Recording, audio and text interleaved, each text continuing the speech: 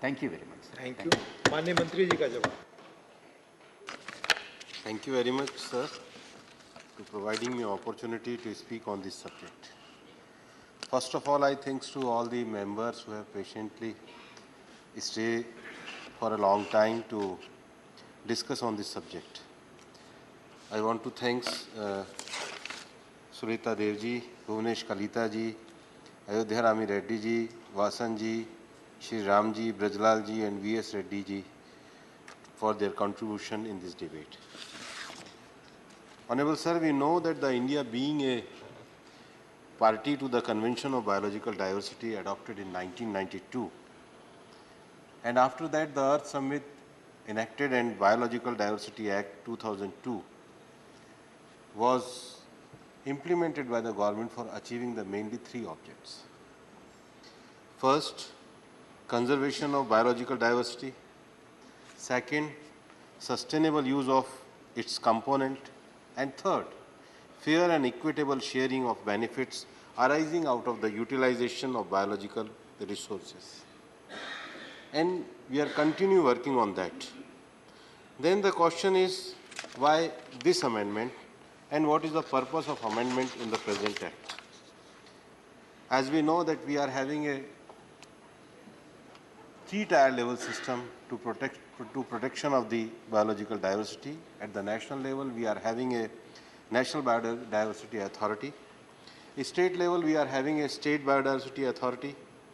And the local level, we are having a Biodiversity Management Committee. The present act provides a mechanism for assessing of biological and genetic resources and sharing of benefits in fair and equitable manner arising therefrom with Biodiversity Management Committee and benefit claimers. With this present amendment, I think that we are providing more mechanism, especially to our tribal people or local people. They have a vast knowledge of this tradition, and especially we want to promote Ayush and Ayurveda. And for that purpose, we amend this present Biological Diversity Act to achieve this object. That's the reason with this present amendment, we are simplifying and streamline the reduced complaint burden and encourage conducive environment for collaborative and research and investment. That is the first object. Second is simplify the patent application process. And patent is not only for the biodiversity, the other also. Tomorrow engineering people say our patent, you create our patent office. Tomorrow other the science and the chemistry, they say you create our patent office. So patent authority is one. Those who are in this field also, they are also apply in the patent office, but how we simplify the system. That is the object of us, and it's a government department and they coordinate in that manner that more and more patent we allowed in this field. And the third thing is widen the scope of levying access and benefit sharing with local community. That is the main object, and to further conservation of biological resources.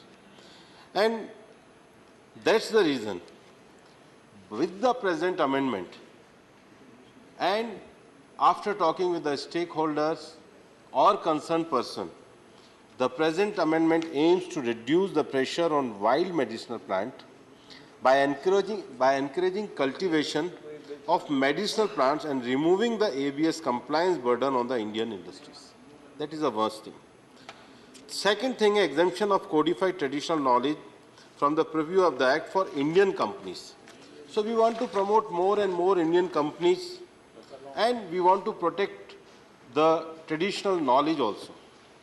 Third thing, prior to this amendment, there was a very difficulty to the Indian companies to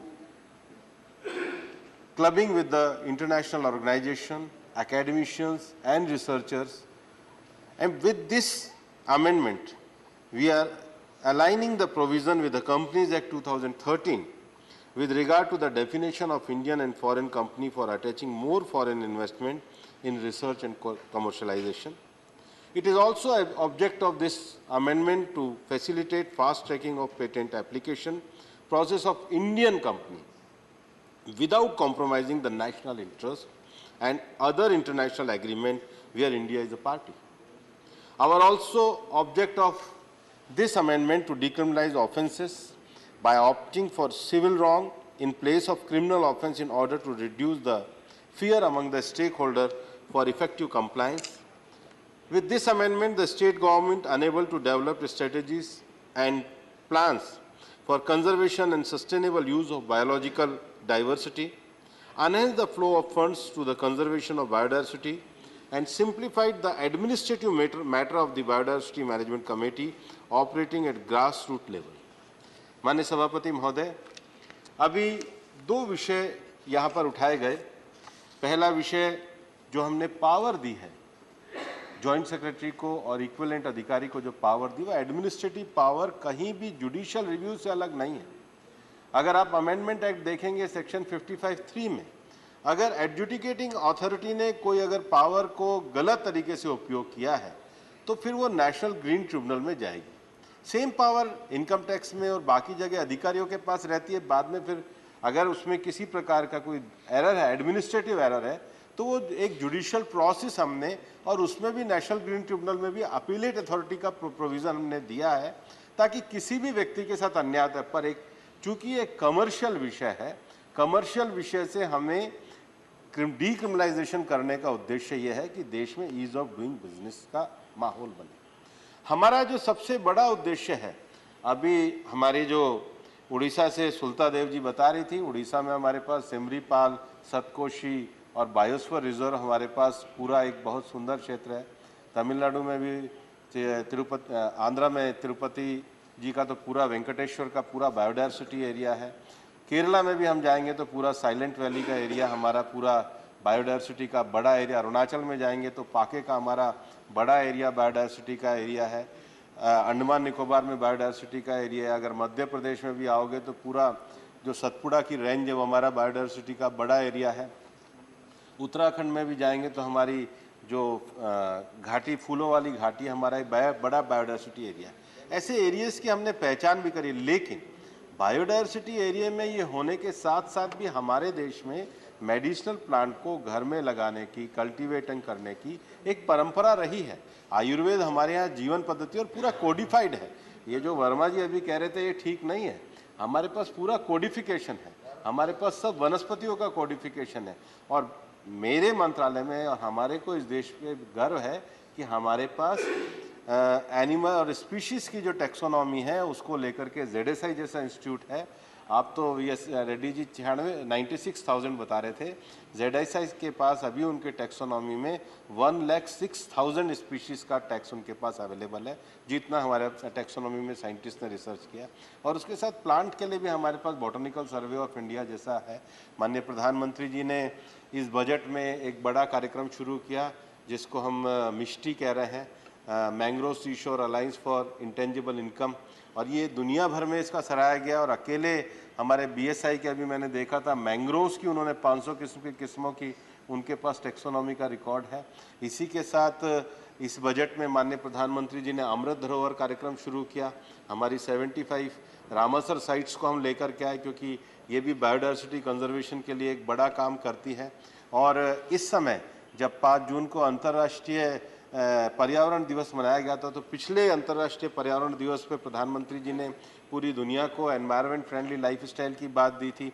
तो हमने अपने biological जो NBA है, national biological diversity authority की, उनको हमने target दिया कि ये जो लोकल मैनेजमेंट कमेटी बननी है इसको भी आप मेरी लाइफ ऐप पे चलाओ। और लगभग 1 महीने में 10,000 से ज़्यादा गाँव में हमने इसको ऐप के ऊपर करा है। अभी हमारे मंत्रालय ने जो हमारी नेटिव स्पीशीज़ हैं, मतलब नीम से लेकर के और जामुन से लेकर के, ये सब हमारे फल और हमारे पेड़ पौधे पर सबके अपने अपने मेडिसिनल वैल्यूज़ हैं।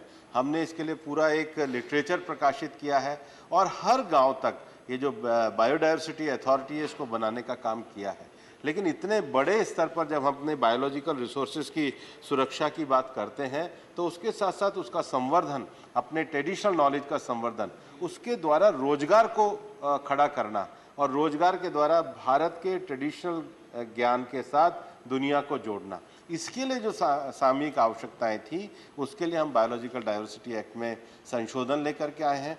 माननीय सभापति जी, मैं आपको बताना चाहूँगा कि इससे पहले हमने इसको जॉइंट पार्लियामेंट्री कमेटी में भेजा। जॉइंट पार्लियामेंट्री कमेटी ने सभी स्टेक होल्डर से, राज्य सरकारों से, मंत्रालयों से व्यापक विमर्श किया।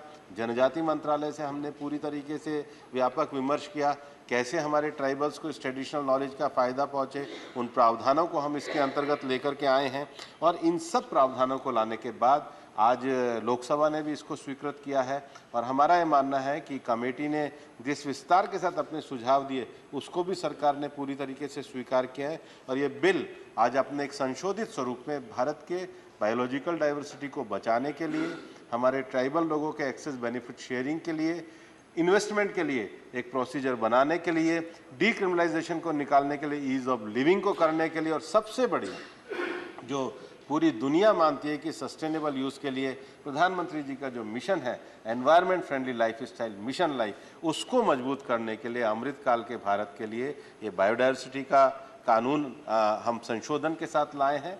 और भारत न केवल नगोया ट्रीटी का भागीदार है, बल्कि उसके साथ ही साथ पिछली बार जब मॉन्ट्रियल में कॉप हुई, कॉप 15 में, तो जो एचई डिक्लेरेशन जो थे, उस एचई डिक्लेरेशन के बाद भारत ने जो मॉन्ट्रियल कॉप हुई, उसमें दुनिया के जो बायोडाइवर्सिटी के लक्ष्य तय करने के लिए अपने पूरे योगदान को दिया। हम मल्टीलेटरल लेवल पर दुनिया के उस योगदान में कदम से कदम बनाकर चलने को तैयार है, लेकिन हमारा ये मानना है कि इन लक्ष्यों को पूरा करने के लिए भारत जो CBDR के दुनिया का प्रिंसिपल है, कॉमन बट डिफ्रेंशिएटेड रिस्पॉन्सिबिलिटी, उसको मानते हुए अपने पर्यावरणीय सुरक्षा को करते हुए अपने लोगों के हितों को ध्यान में रखते हुए आगे बढ़ेगा।